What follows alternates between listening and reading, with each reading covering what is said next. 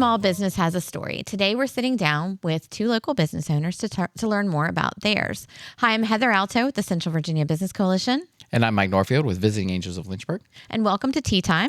We are sitting down with Pam and Kelly with Kennedy's Miracle Carriage. Welcome. Thank you. Thank you for joining us. Thanks for having us. So to just get started, tell us a little bit about Kennedy's Miracle Carriage and how you got started.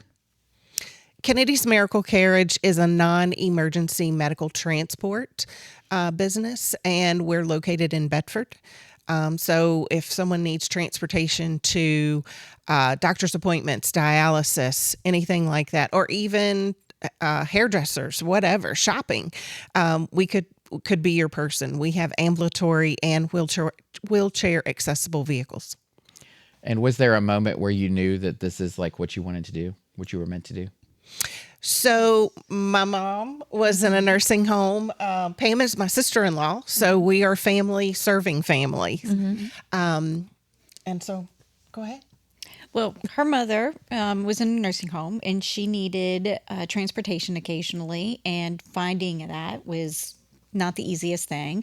And then, of course, my in-laws, they're older, and for them, having to get transportation to and from, they still drive, but those longer drives to Charlottesville, it's getting a little difficult for them. And so, you know, my husband and I, we would volunteer and take turns and stuff, but we were wondering, what do other people do? My parents, they don't live here. They live out of state. And so that was a concern. Who's taking care of them? Who's driving them? And it makes you wonder who here is doing the same thing. You know, they have parents or people that need transport here, and family is not available to do it. And so who's doing it for them? And so I think we wanted to fill that need, you know, help the community, those people that are needing transport. Something so simple as just a drive to a doctor's office, and something we could provide for them. So, you know, with that, what was there something that made you just go, okay, I'm gonna take the leap? Like, I know, you know, you had your mom and you were looking at it, but what kind of was just like, you finally were like, all right, I'm doing it? So we're a faith-based business. Mm-hmm. So we kept seeing all of these non-emergency medical transport companies. My husband and Pam's husband, Stephen, are brothers. And so Stephen had actually come over, and, you know, we were just having conversations about what we were looking to do. And he was like, I think this is something that we would be interested in, but I've got to clear it with Pam. So, and Pam loved it. She loved the idea. Yes. You know, I mean, what is not to like about just driving people to and from wherever they need to do, and having the opportunity to, you know, talk to them and find out what their life is like. You know, I mean, it's like visiting with your parents or your grandparents. How fun is that? You know, so yeah. What's one of the biggest challenges that you think you faced on this adventure?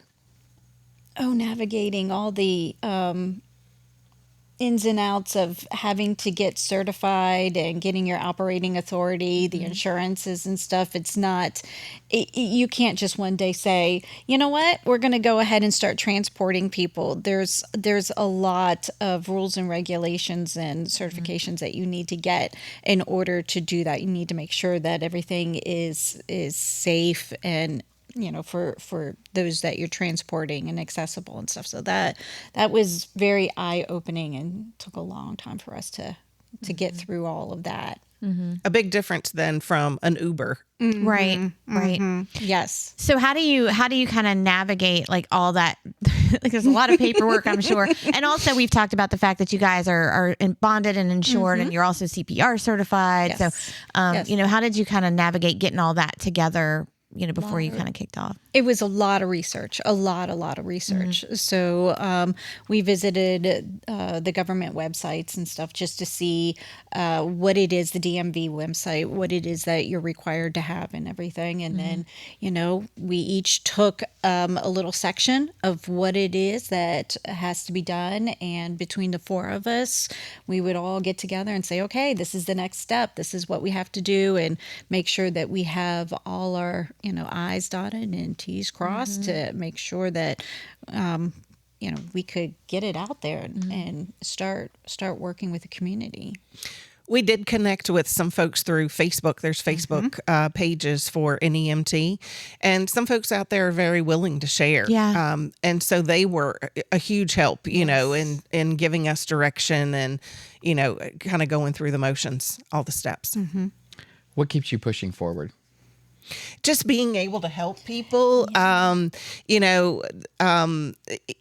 We did a transport, wheelchair transport, and just talking to the family and just the relief, at the end, they're like, thank you so much. You don't know what a blessing you were. Like, they had no idea how they were going to get this individual to their appointments.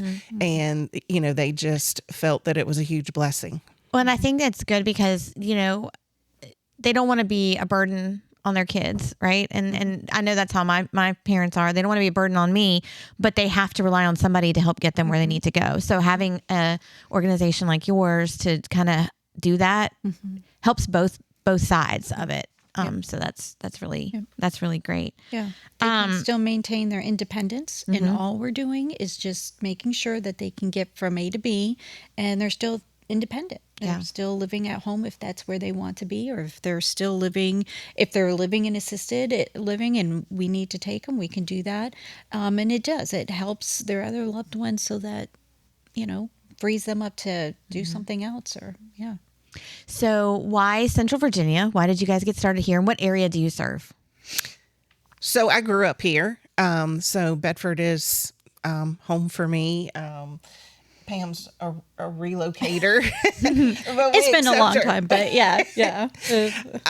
And, so what better place to serve than your own back door? But Bedford does not have public transportation with the exception of the Otter Bus, which runs on a very fixed schedule. So people in Bedford don't really have any other alternatives, outside of friends, family, whatever that looks like. But we don't have what Roanoke and Lynchburg has to offer. So we want to serve the people of Bedford. So how has the CVABC supported your journey? Definitely networking. Obviously, having a podcast. I mean, that's not anything that was not in the list of things that we needed to do to become an NEMT, but what a huge asset that is, marketing, just being able to get out and talk about what we do. The podcast, that's huge. Just meeting folks, meeting you. I mean, you're in the industry and, you kind of, we associate with the same clientele. Right. So, being able to feed off of each other because what you provide is different than what we provide. And just being able to meet folks that we can meet those needs.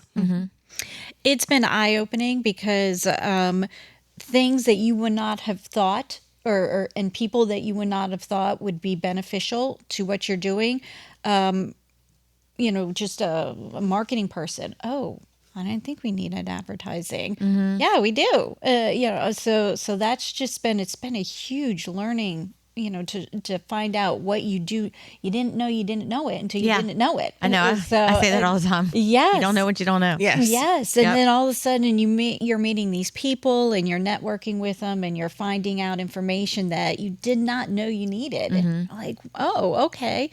And we were even just talking yesterday, something completely off the wall. And we're like, well, we know this person that can help us with this, and why don't we go ahead and get a hold of them and see what we can do? And I mean, never would have thought of that. It just really broadens the world as to when you're getting in this and doing this on your own. Wow, there's a lot of other people out here doing the same thing, and even if it's not the same niche, they're still going through the same hurdles and stuff. Small business. Good support system. It is very much so. Very much so. Yes. So y'all are a local business. What do you guys see as the importance of supporting local? Keeping your dollars local. I mean, I don't know any other way to put that, and these are people that you're going to run into in Walmart. At the grocery I mean, store. you definitely want to put your best foot forward and not have to run and hide, staying within your community. Yep. Doing business local is huge. Yes. Yes. All right. So our most controversial question we ask across all our platforms: sweet tea, unsweet tea, or something else? Sweet tea. No, unsweet tea.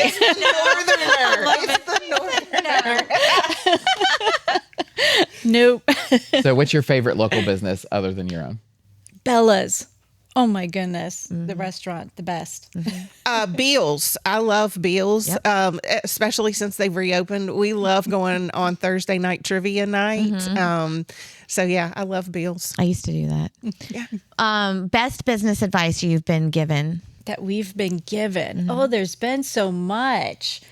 Oh my goodness. I would say don't ever get too big that you lose control. Yes. Oh, that's a good one. Yes. Yes. That's a good one. What's a myth about your industry? I think it would be that that you're going to make quick money. Yeah. And that's not why we did it. But it's not that. What we do, it's very expensive to do what we do. That's why our rates are what they are, and Uber is not. It's not the same level of service. You're not comparing apples to apples. Okay. Yep. What is one thing you wish you had known before starting your business or your own business? I think the thing is that we're going to have a lot of hurdles that you have to overcome, and just expect it and just know that you need to just keep pushing forward. Because there's just every day, and every transport is a learning thing.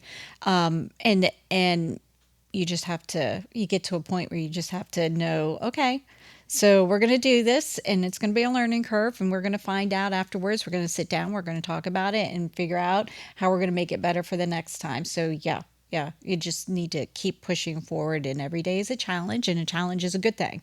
So, then when you get over that hurdle, you feel like you've conquered the world, and let's go on to the next one then. Yeah. If it were easy, everybody would be doing it, Yes. right? That's what I say all the time. Yep. Yep. So, Yep. how can people best support or connect with Kennedy's Miracle Carriage? So we have a Facebook page, a website, www.kmc-nemt.com. Call us, 540-307-3184, or text. Any of those ways. We're actually starting a nonprofit arm of Kennedy's Miracle Carriage. We don't accept tips, but we will accept donations to go towards folks that do not have the ability to, or funds to pay for transport. Kind of like a pay it forward system. Exactly. Yes, that's exactly what it is. Very Yes. cool. Well, thank you both for joining us today on Tea Time. Thank you for tuning in to Tea Time today with the Central Virginia Business Coalition. And if you'd like to learn more about Kennedy's Miracle Carriage, or how you can come and spill the tea with us, you can do that by visiting www.cvabc.org.